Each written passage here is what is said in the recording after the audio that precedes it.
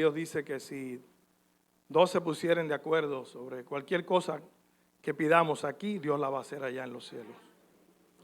Nosotros creemos en que Dios tiene el poder para romper todo obstáculo y todo lo que se quiera levantar en contra de su obra en esta hora.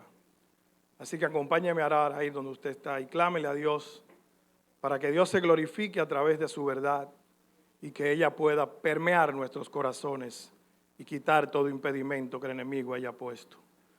Oramos. Padre eterno, Dios de bondad, Dios de misericordia, Dios perdonador, Dios sanador, venimos a ti, Señor, en esta hora.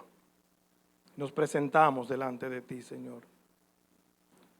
Padre, en nuestra humanidad imperfecta, llenos de fallas, con una inclinación hacia la maldad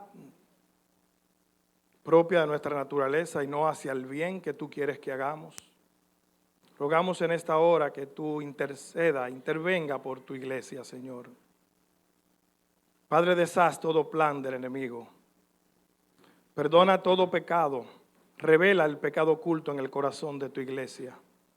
Limpia, purifica tu iglesia, Señor, porque tú has establecido claramente en tu palabra que tú vienes a buscar una iglesia limpia, pura y sin mancha. Oh Padre, ayúdanos para ser encontrados así. Descansamos en ti. Nos cubrimos bajo la sombra de tus alas y confiamos en que tu favor y tu gracia cual escudo nos rodearán en esta hora. Padre, mira que nos abocamos a abrir tu palabra, a exponerla.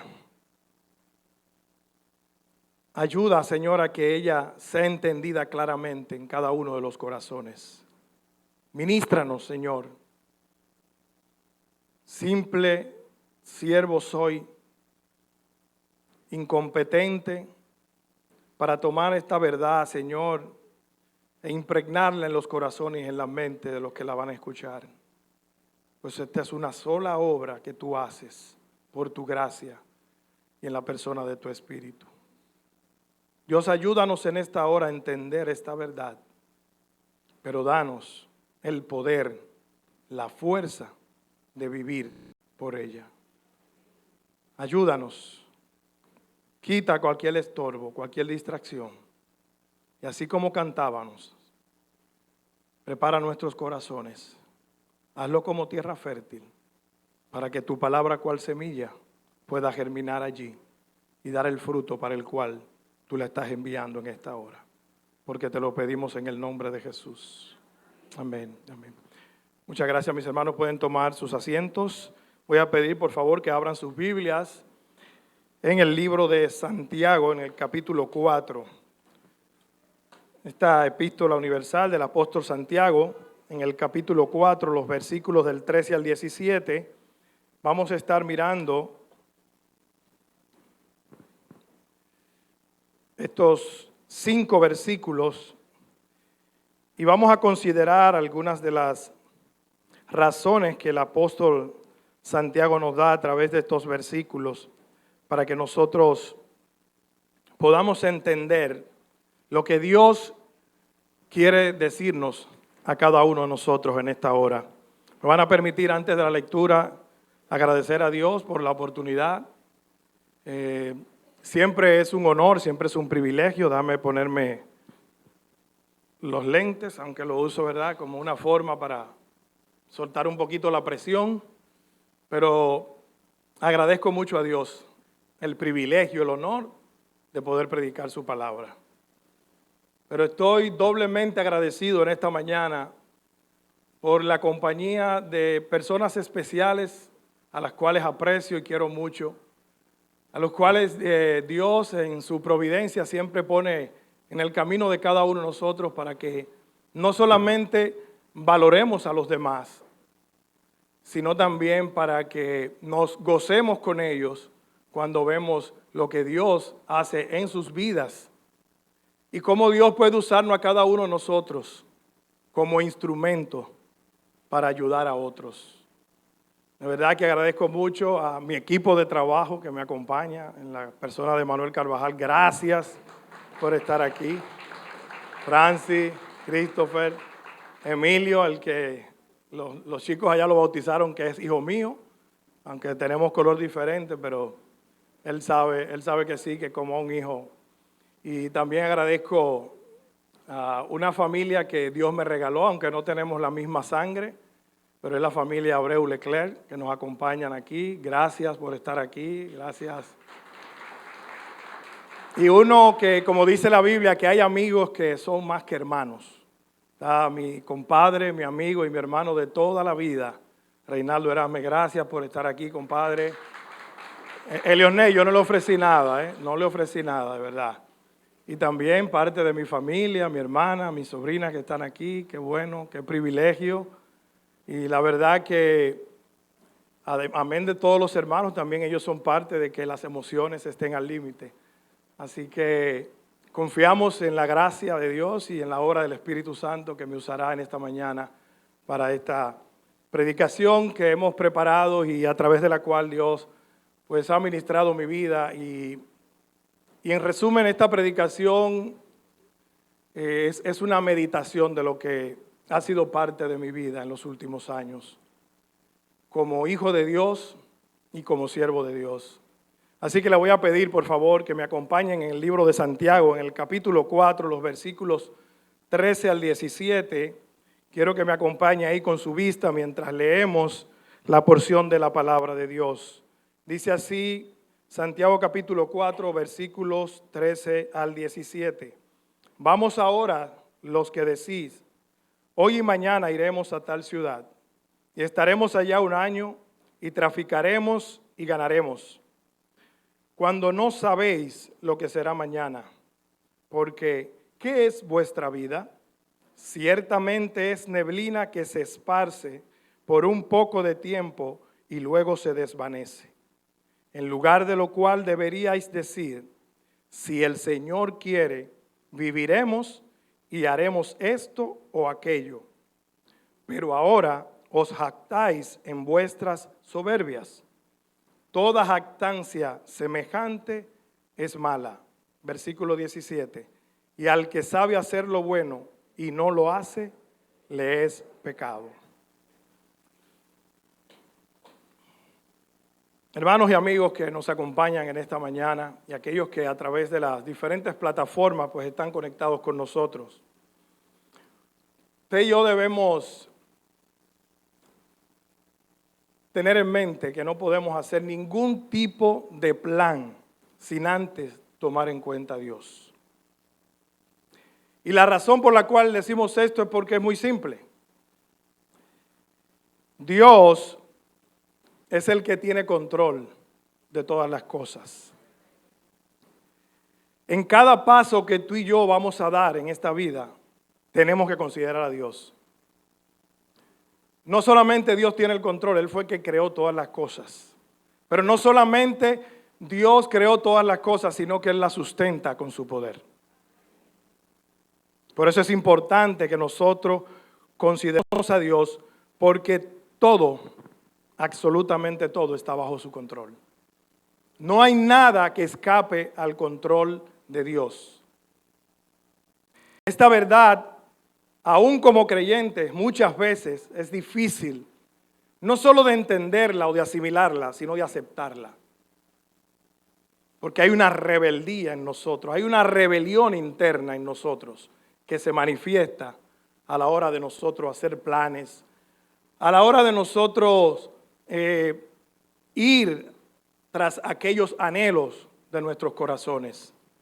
Muchos de esos anhelos, de esos deseos en nuestras vidas son legítimos. ¿Quién no le gusta soñar? Todos soñamos con cosas mejores. Todos soñamos cuando somos jóvenes, ¿verdad? Por tener una familia, por tener una casa grande. Yo soñaba con tener 5 hijos. Será mi sueño. 17, 18 años, no, yo 5. Yo vengo de una familia de 5. Amo mi familia y amé mi infancia con mi familia. O sea, yo decía, yo quiero eso. Pero no era el plan de Dios. Era el plan mío, pero no era el plan de Dios. Apenas tuve 2, pero satisfecho con Dios por los 2 hijos que me dio. Una casa grande donde todos mis hijos estuvieran, así como estuvimos mis 5 hermanos y yo. No, nos impedían muchas veces nuestros padres salir a jugar, pero no hacía falta. Teníamos un patio grande en la casa y entre los 4, los 5, porque había una hembra, pero la hembra casi siempre no podía jugar con los varones, ¿verdad? Y por lo menos la lucha libre ya no podía jugar con nosotros. Y jugábamos ahí y yo soñaba con eso. Yo soñaba con eso. Deseaba, lo anhelaba. Y es algo legítimo, obviamente, pero evidentemente no era el plan de Dios para conmigo. Y así, mis hermanos, nosotros vamos viendo. Y Dios nos va mostrando en su gracia, en su amor, sus planes, sus propósitos. Nos llama para que seamos partícipes de esos planes, de ese propósito que Él tiene para cada uno de nosotros. Y tomando un poquito el contexto de lo que hemos leído de Santiago, esta epístola del apóstol Santiago, donde él se nos revela a nosotros como una persona práctica. Si ustedes van al primer capítulo, en el versículo 1, el destinatario de esta epístola, pues se está refiriendo a las 12 tribus de Israel. Él dirige esta epístola universal a las 12 tribus de Israel que se encontraban dispersas. Dispersas fruto de la persecución a la que fueron sometidos los cristianos del primer siglo. Judíos cristianos que habían abrazado la fe en Cristo, se habían convertido a Cristo y que ahora estaban siendo perseguidos, no solamente por otras naciones, sino por su propia nación. Y este era el contexto cuando el apóstol Santiago escribe esta carta. Y le da algunos consejos. A pesar de la situación en la que ellos estaban viviendo, él le da consejos prácticos. Y le dice cómo deben manejarse en lo adelante, ahora como creyentes. Y son los mismos consejos que Dios nos da a cada uno de nosotros. Consejos que van a servir para nuestra vida diaria, que van a servir en nuestras relaciones interpersonales. Consejos que nos van a ayudar en nuestra relación con Dios. Porque si usted y yo tenemos buena relación con los demás, esto puede facilitar que también tengamos una muy buena relación con Dios. Porque si usted y yo no amamos al hermano, a quien vemos todos los días, ¿cómo vamos a amar a Dios, a quien no vemos? Pero que podemos percibir si nuestros corazones son transformados, si nuestra vida es una vida que la vivimos rendida a Él. El apóstol Santiago, dando estos consejos a estos hermanos que se encontraban en esta situación, toca algunos temas muy interesantes. Voy a mencionar solo algunos para poner un poquito en contexto lo que quiero que veamos en esta mañana. El apóstol Santiago en los primeros capítulos habla sobre la sabiduría que viene de Dios. A Dios como esa fuente de sabiduría a quien usted y yo, si tenemos falta de ella, tenemos que pedírsela. Pero también nos habla de cuán beneficioso resultan las pruebas para nuestro carácter. Nos anima a que en lugar de estar tristes, sin esperanza, en medio de las pruebas, nos pide que nos gocemos. Yo sé que es difícil para aquellos que no tienen esperanza, pero aquellos que confiamos que toda nuestra esperanza está puesta en el Señor, se nos va a facilitar gozarnos aún en medio de las pruebas. porque conocemos que en todo Dios tiene un propósito. Nos insta a que soportemos las tentaciones, a que no sucumbamos ante ellas, pero también nos recuerda de dónde vienen las tentaciones. Nos dice que no vienen de Dios, porque Dios no puede ser tentado por el mal y Él no tienta a nadie. Las tentaciones vienen del maligno, del tentador, que nos acosa y nos acusa constantemente. Pero si tú y yo aprendemos a soportar las tentaciones, vamos a salir victoriosos de ellas. Más adelante nos habla acerca de tener control de nuestras palabras, de lo que decimos. Entendiendo por esto que todo lo que tú y yo decimos impacta de alguna manera a quien recibe lo que estamos diciendo. Este impacto puede ser positivo como puede ser negativo, dependiendo el uso y las palabras y la forma como nosotros lo hacemos. Nos recuerda que la lengua, aunque es un miembro pequeño entre nuestros cuerpos, puede crear grandes males en todos. La compara a una chispa que cae en un bosque y lo enciende por completo. Así es comparada en esta carta nuestra lengua. Control de lo que decimos. Tenemos que controlar nuestra lengua. También nos habla acerca de lo que implica ser amigos del mundo. Y cuando la palabra de Dios habla de mundo, no se refiere al mundo material, sino al sistema de pecado del mundo. Somos animados a no mantener una amistad con el sistema de pecado del mundo, porque automáticamente seríamos enemigos de Dios. Pero también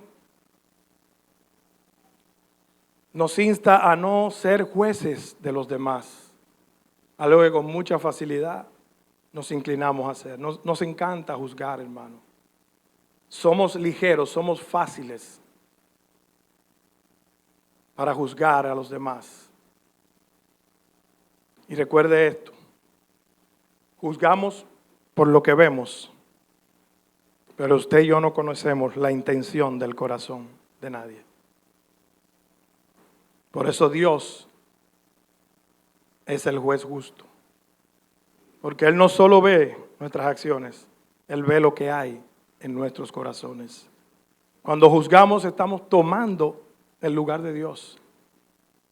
Por eso Él exhorta a esos hermanos a no juzgar a los demás. En el mismo capítulo 4 que vamos a ver, nos habla el título acerca de no gloriarnos del día de mañana, porque usted y yo no sabemos lo que va a ser el día de mañana. Más adelante confronta a grupos, y en este caso a los ricos opresores. Y al parecer, indudablemente, dentro de estos hermanos que se encontraban dentro de estas 12 tribus, habían algunos que económicamente le había ido bien, pero estaban oprimiendo a sus hermanos. Estaban reteniendo su salario, su jornal, más allá del tiempo que le correspondía entregárselo. Pero finalmente, ya en el capítulo 5, Santiago nos anima a todos a que seamos pacientes y a que oremos por cada una de las situaciones que se presentan en nuestras vidas. A que aprendamos a esperar con paciencia el tiempo oportuno de Dios. Y es por ello, mis hermanos, que dentro de estos consejos prácticos que Santiago le está dando a estos hermanos que vienen bien para nosotros hoy en día, aparece un grupo que de una manera especial él quiere llamar su atención. ¿Y por qué decimos que aparece este grupo? Porque la expresión aquí que él usa en el versículo 13, vamos ahora los que decís, en buen dominicano, o dicho, ¿verdad? Como buen dominicano, vengan acá ustedes. Ustedes, los que dicen, vamos a hacer esto y vamos a hacer aquello, y vamos a hacer aquí, vamos a hacer esto. Aquí el apóstol Santiago está llamando la atención a ese grupo de cristianos que hacen planes sin contar con Dios. Por eso el título de la predicación en esta mañana va dirigido precisamente en ese tenor. No hagas planes sin contar con Dios. No lo hagas, mi hermano. No hagas planes.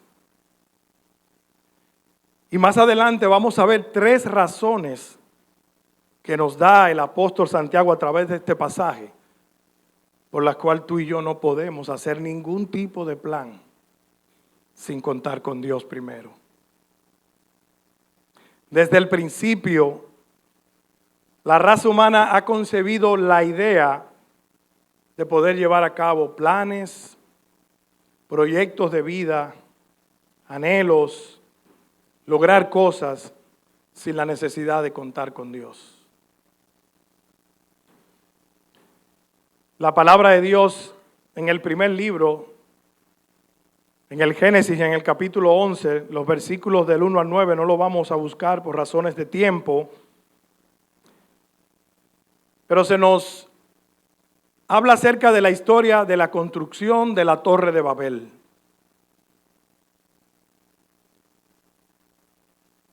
Esto acontece después del diluvio. Y en este acontecimiento,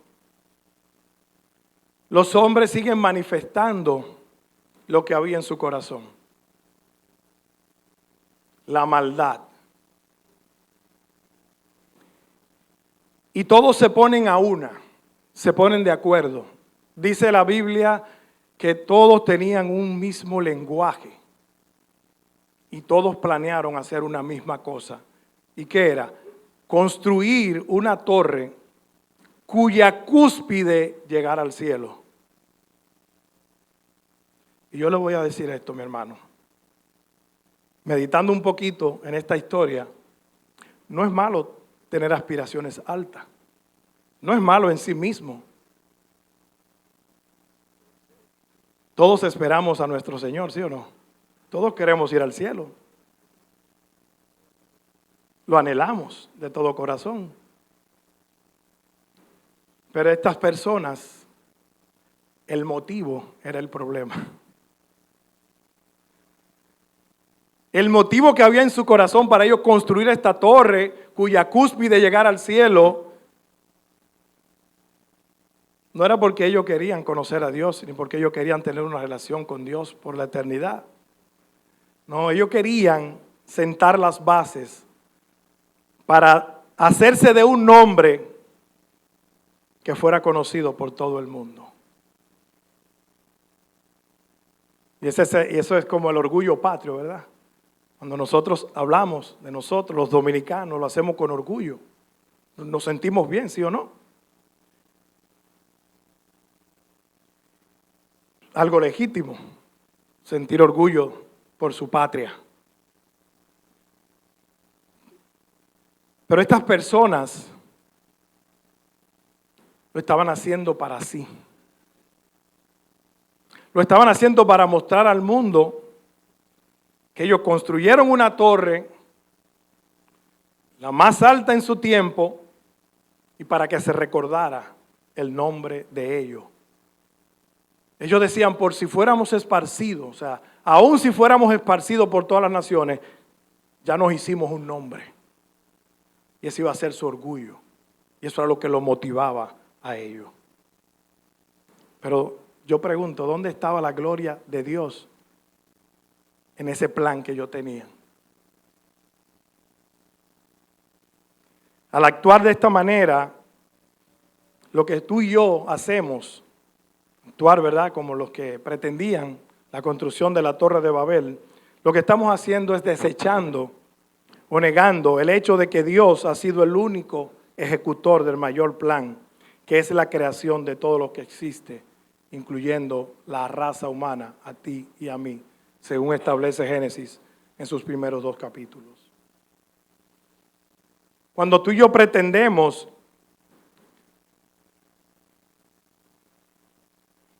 hacer cosas fuera de la voluntad de Dios, estamos negando que Dios tiene el control, que Dios tiene el poder de todas las cosas. Pero también Dios no solo ha sido el autor y ejecutor del mayor plan de la creación, sino también el único autor y ejecutor del mejor plan, que es el plan de la redención de toda la raza humana.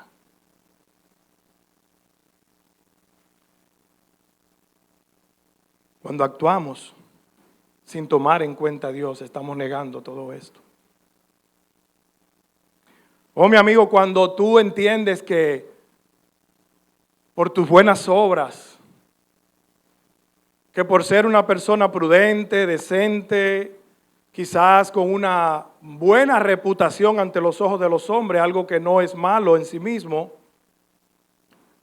pero cuando tú piensas y crees la idea o la mentira que el enemigo nos ha vendido, de que siendo así, nosotros vamos a poder alcanzar la redención de nuestras almas. Lo que le estamos diciendo a Dios es, yo no necesito tu plan, yo tengo el mío. Pero Dios es el diseñador, es el autor y es el ejecutor del mejor plan para la redención de la raza humana.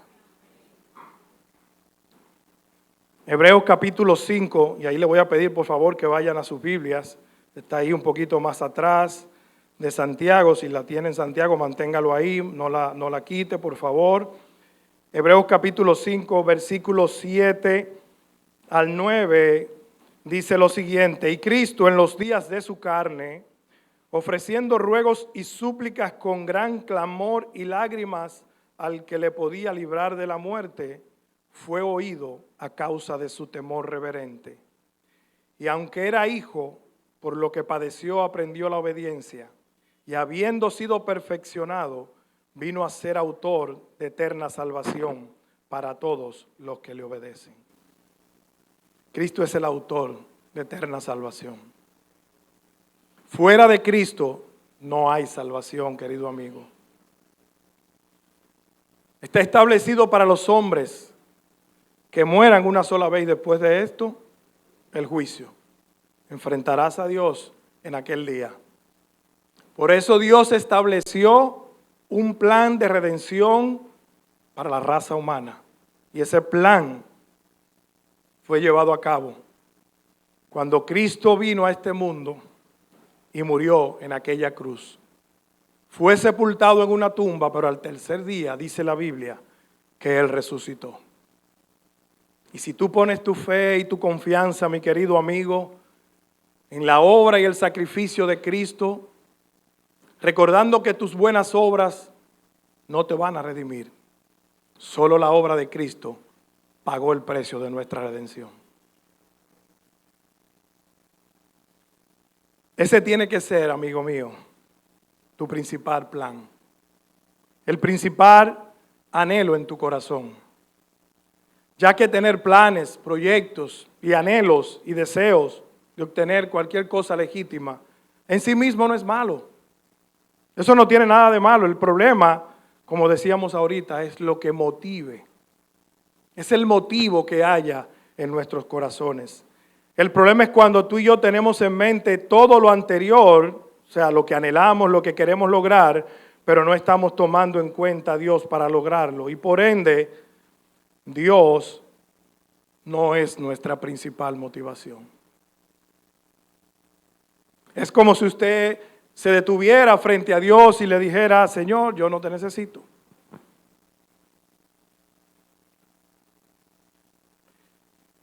Muchas veces somos tan osados, y hablo aquí para creyentes, tenemos planes, queremos lograr cosas, pero muchas veces ni siquiera osamos preguntarle a Dios, Señor, ¿es esta tu voluntad? ¿Es realmente esto lo que tú quieres para mí? ¿Es este el plan que tú tienes para conmigo? Graso error que muchas veces cometemos, porque no importa la magnitud de aquello que quieras emprender o lograr.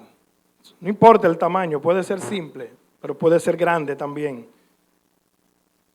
Tú tienes que considerar a Dios si lo quieres lograr.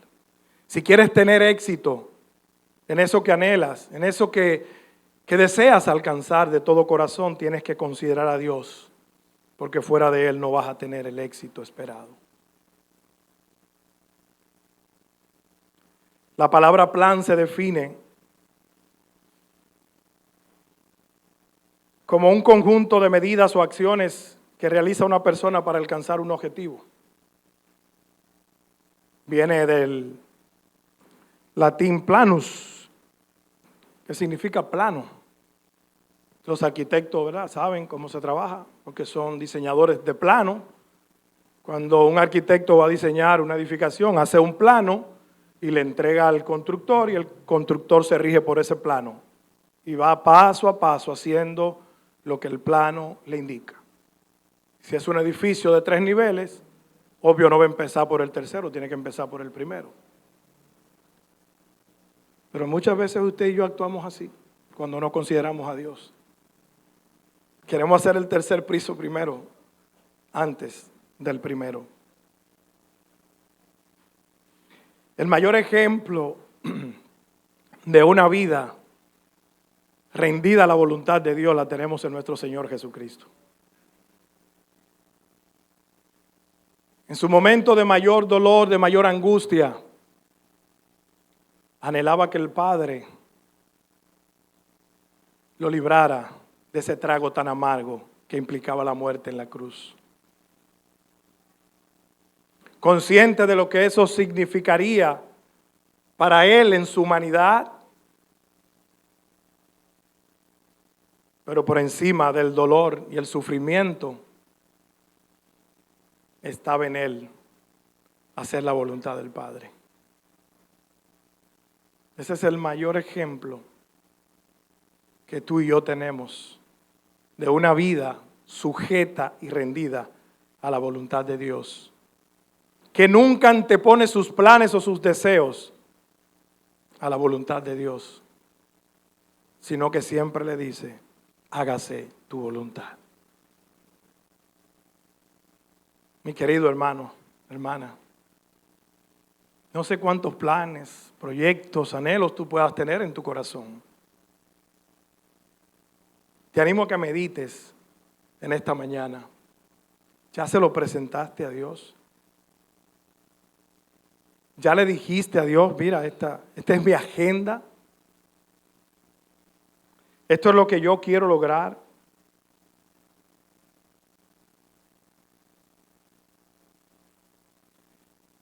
Para que tengamos una idea de todo lo que venimos hablando,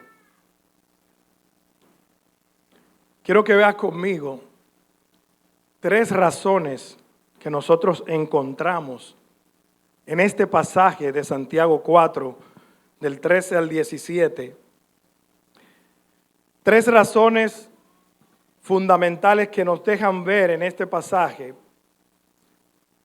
por qué o por lo cual usted y yo no debemos hacer planes sin tomar en cuenta a Dios.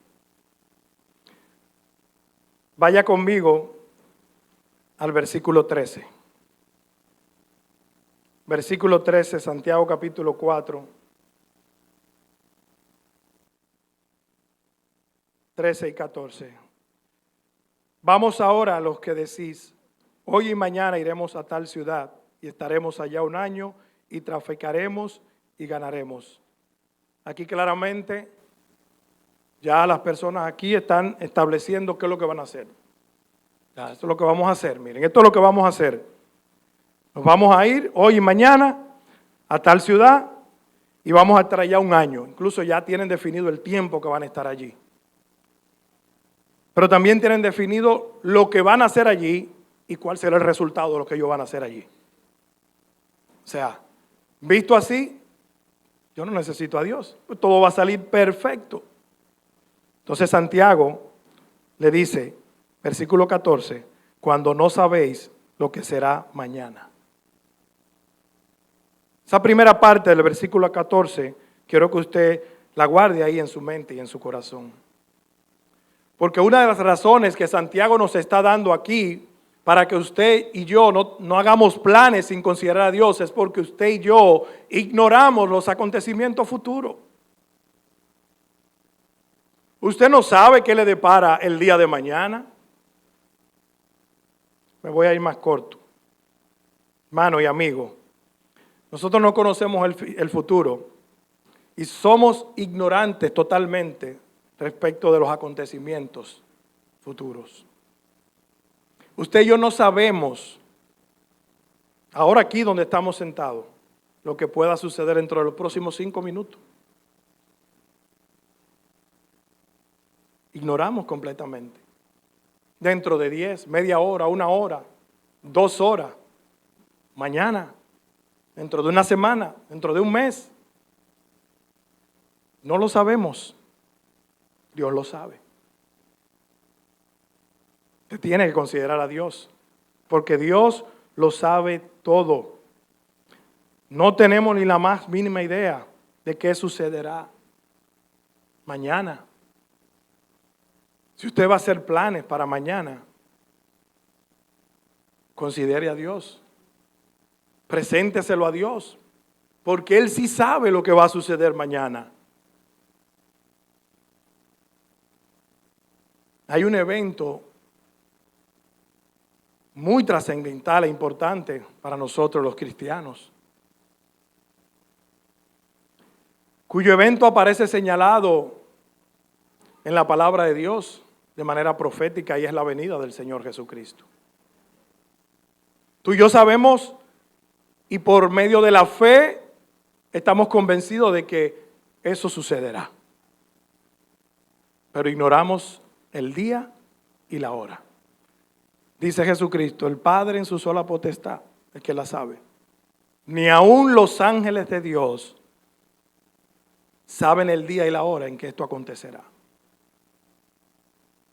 Y yo te pregunto, Iglesia Bautista Fundamental y amigos y hermanos que nos ven a través de las diferentes plataformas, ¿estás tú considerando ese evento como algo real que va a suceder a la hora de planificar tu vida?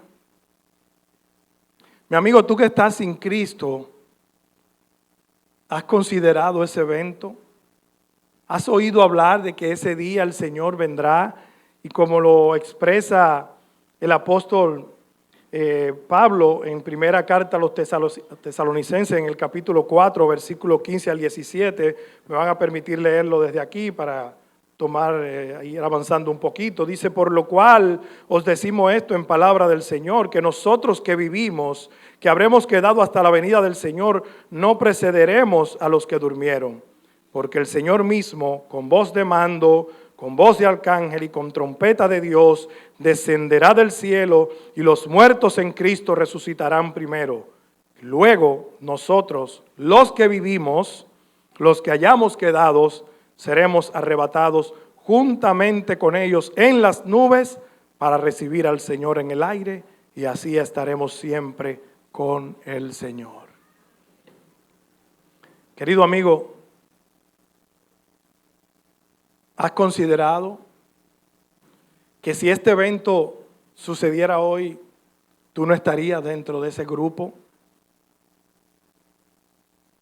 Cuando el apóstol Pablo escribe esta carta, en su corazón, en su mente, estaba la convicción de que él iba a estar vivo cuando el Señor viniera. Tenía la firme convicción. Por eso dice nosotros, lo que hayamos quedado. Mi amigo, esto es un evento está claramente en la Biblia que se va a dar. Muchos se mofan al decir, pero desde que yo nací estoy oyendo que Cristo viene, y lo veo en las colas de unas patanas que pasan por ahí, que dice Cristo viene, y lo escriben en las piedras, y lo escriben en carteles, en muchísimos lugares. Y, bueno, tengo tantos años oyendo eso, y que Cristo viene, y eso no se da. A los que piensan así, Pedro le dice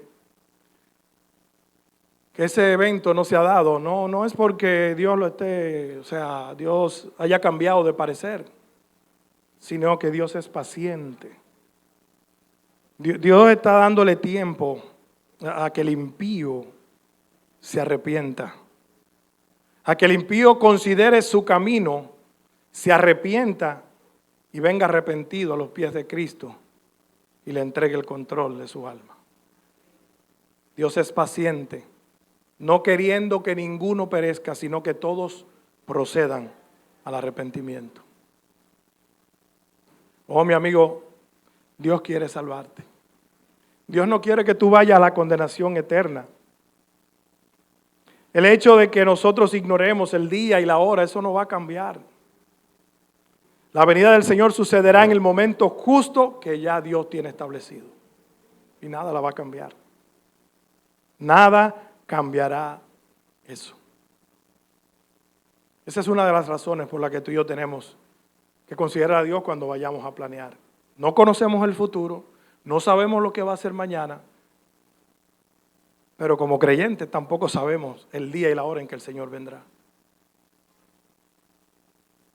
Hermanos, cuando 2021 estaba haciendo la negociación para adquirir el apartamento que Dios nos proveyó, a mi familia y a mí, cuando me dieron los plazos, me dice la gerente, a usted le conviene 25 años.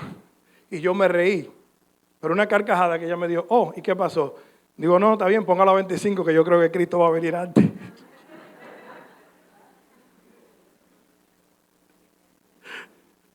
Y así se salda.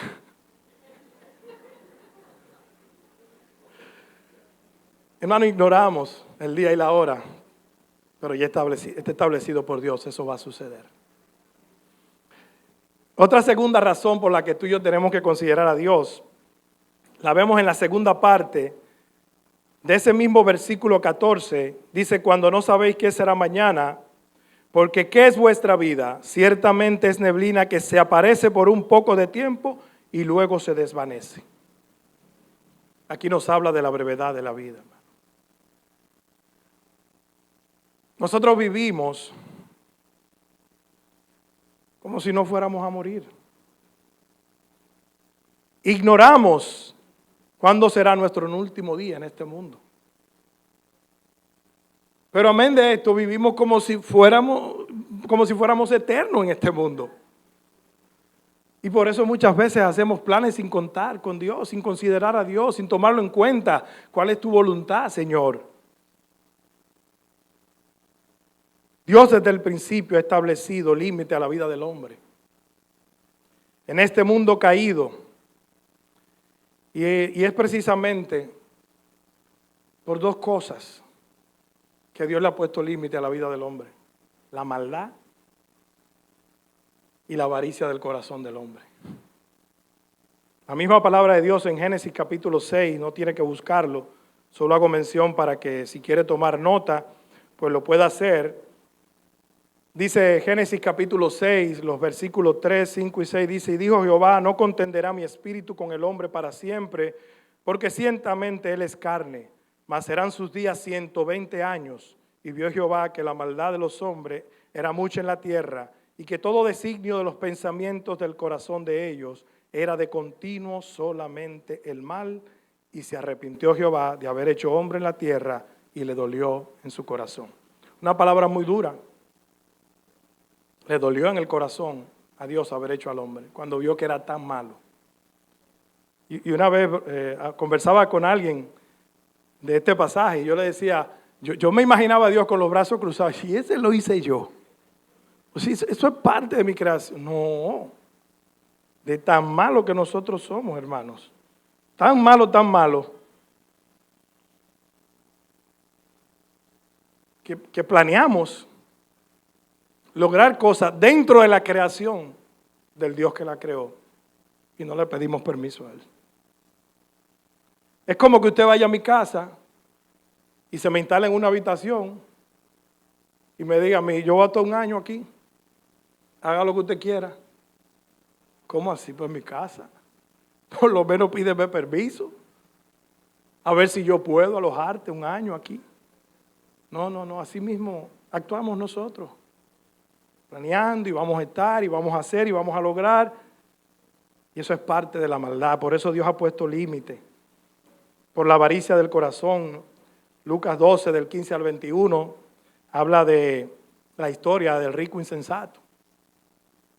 ¿La recuerdan esa historia? Ese rico que dice, es una parábola que Cristo cuenta y dice que tenía tantas cosas que ya no sabía dónde ponerla. ¿Y qué consideró él? Él hizo un plan.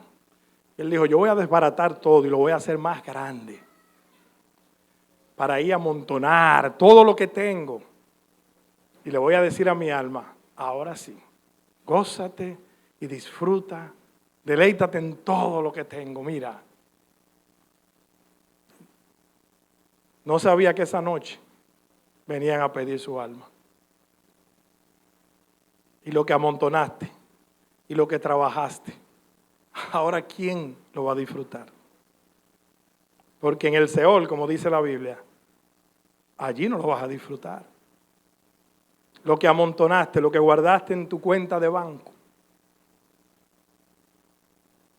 allí no lo vas a poder disfrutar. Hermanos, consideremos a Dios. Porque nosotros ignoramos cuál será nuestro último día aquí.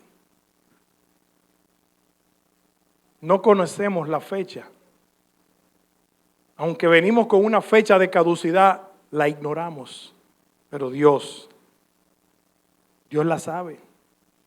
Por eso pídale permiso a Dios. Pregúntele a Dios. ¿Es esto lo que tú quieres?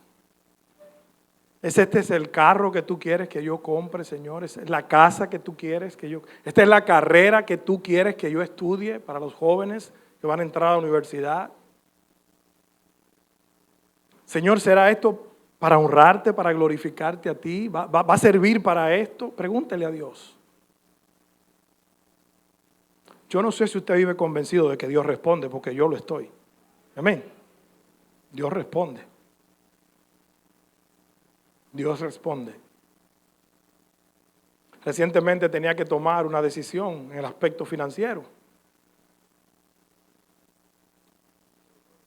Me reuní con mi hija, almorzamos. Mi hija trabaja en el mercado de valores y en la superintendencia. Tiene un poco de conocimiento en temas financieros porque eso fue lo que estudió. Y le dije, ayúdame a elaborar un plan con esto que hacemos aquí, ponemos este dinerito allí, esto por acá. Y una vez que ella me dice, mira papi, esto, le digo, ahora vamos a orar a Dios. Y si esto es lo que Dios quiere, esto es lo que vamos a hacer. Llegué a la casa, le oré al Señor, ella me lo escribió en una hojita, levanté la hojita y le dije, Señor, mira, esto es lo que Marlene propone. Si esto es tu voluntad, yo lo voy a ejecutar así. Ahora yo quiero que tú me lo confirmes en mi corazón. Y el Señor me dijo, pídele una cita al pastor. Y el jueves a las 5 vine aquí a hablar con el pastor y me reuní con el pastor. Y estando allá afuera esperando, porque él tenía otra persona, primero que yo, oraba en el vehículo y le decía, Señor, que lo que el siervo me diga sea lo que tú me estás diciendo. Y Dios lo confirmó. No sé si ustedes saben, nuestro querido pastor es un hombre sabio. Dios le ha dado mucha sabiduría. Y la verdad se lo digo, en términos de manejo de finanzas, como dicen por ahí, es un gurú. Es muy bueno, es muy bueno. Yo creía que yo era bueno, pero no, me quito el sombrero ante él. Es tremendo, muy bueno en el manejo de las finanzas. Obvio que es un hombre de Dios. Que Dios lo siga guiando y bendiciendo. Hermanos, tenemos que confirmar, pedirle a Dios confirmación, porque Dios lo va a hacer. Lo puede hacer a través de su siervo, lo puede hacer a través de su palabra, lo puede hacer con voz audible, que tú la puedas escuchar. Dios no es meramente una fuerza, como los ateos o los agnósticos lo quieren presentar. Dios es una persona. Tiene personalidad, tiene carácter, tiene atributos. Es real. Nos podemos relacionar con Él. Establecemos por medio de Cristo una relación con el Padre. Y el Padre nos habla a través de su Espíritu, a nuestro Espíritu. Y nos confirma. Pero la tercera razón y última, por la que muchas veces nosotros no consideramos a Dios a la hora de planear en nuestras vidas, el versículo 16 ahí del pasaje, dice, pero ahora os jactáis en vuestra soberbia. Toda jactancia semejante es mala. Hermano, no solamente es que somos soberbios, es que nos jactamos de serlo. Esta es la tercera razón por la que muchas veces planeamos, proyectamos, anhelamos lograr cosas sin tomar en cuenta a Dios. Somos soberbios, jactanciosos, nos gloriamos de nuestras capacidades y habilidades, al punto que tú y yo llegamos a creernos la idea de que no necesitamos para nada considerar a Dios a la hora de planear nuestras vidas, a la hora de tomar ciertas decisiones. Wow, es penoso. Como les decía al principio, reflexionaba. Y esta prédica es un resumen de la vida de su servidor. Por ignorancia, por soberbia, tomé decisiones fuera de la voluntad de Dios. Cuando hacemos eso, pagamos un alto precio. No es el tiempo, pero pudiera enumerarle muchos de los fracasos, consecuencias que he sufrido por hacer planes sin considerar a Dios, sin antes preguntarle, Señor, ¿es esto lo que tú quieres que haga?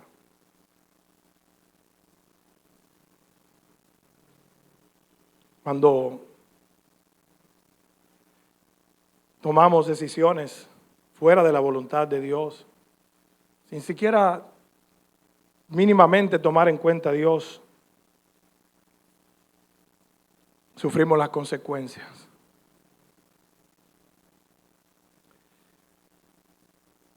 Pero hay algo importante que tú y yo tenemos que saber. Y es que hay una resistencia divina a la soberbia del corazón del hombre. Ahí mismo en el capítulo 4, versículo 6, dice, pero Él da mayor gracia. Por esto dice, Dios resiste a los soberbios y da gracia a los humildes. Hay una resistencia divina a la soberbia, pero el favor y la gracia divina acompañan al humilde, al que reconoce el poder, la grandeza y la bondad de nuestro Dios en toda su vida. Mi querido hermano y amigo, jamás va Dios a rechazar un corazón contrito y humillado en su presencia, jamás. Dios no rechaza un corazón contrito y humillado que viene a su presencia. Yo no sé si tú estás padeciendo, yo no sé si estás sufriendo las consecuencias de decisiones que has tomado fuera de la voluntad de Dios. Pero dice la palabra de Dios en el Salmo 51,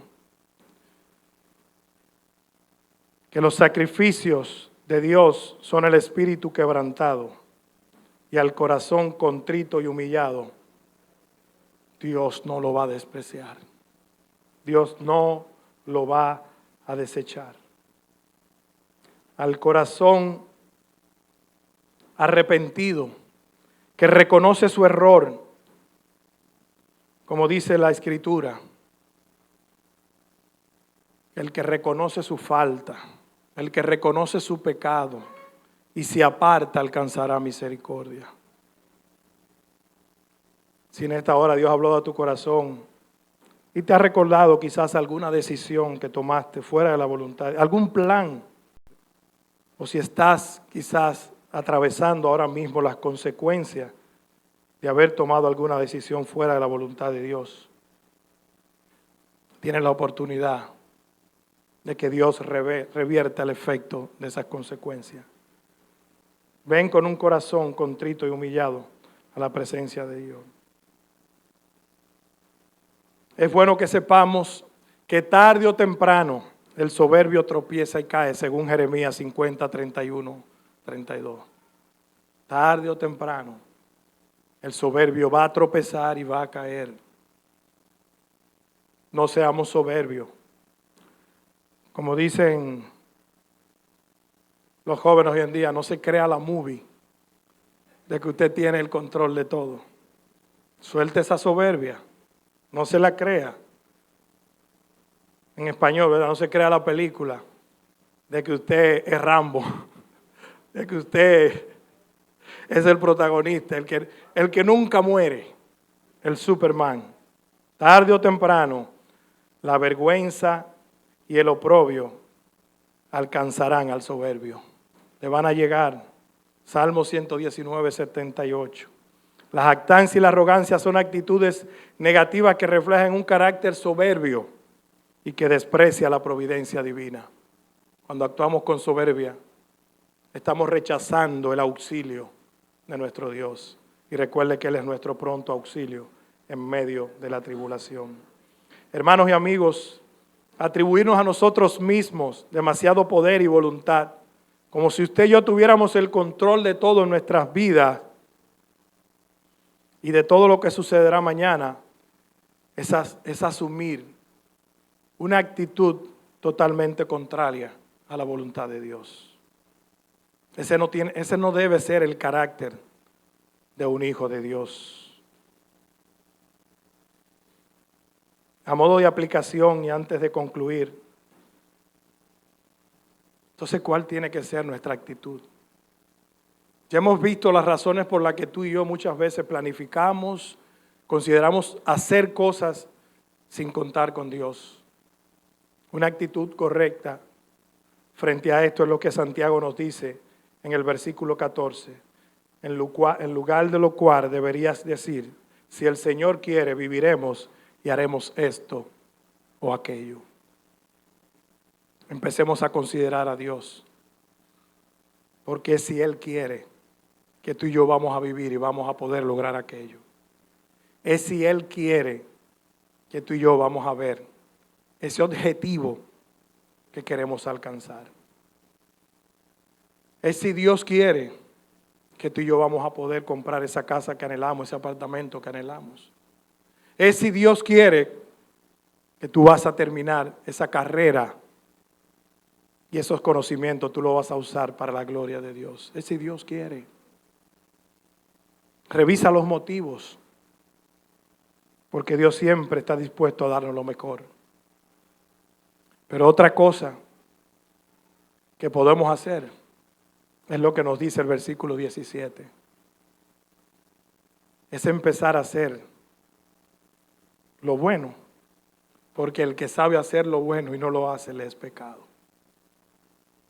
Y aquí lo bueno es considerar a Dios a la hora de tomar cualquier decisión en nuestra vida, por simple que parezca.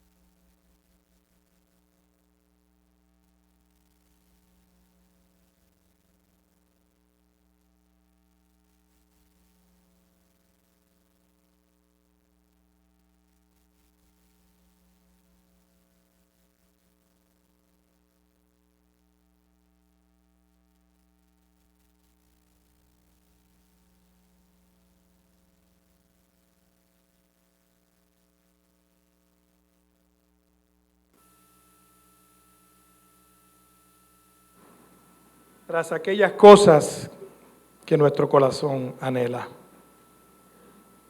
Por eso te rogamos en esta hora, Señor, que por medio de lo que tú has hablado a nuestros corazones, tú nos ayudes a tomar decisiones, siempre considerándote a ti.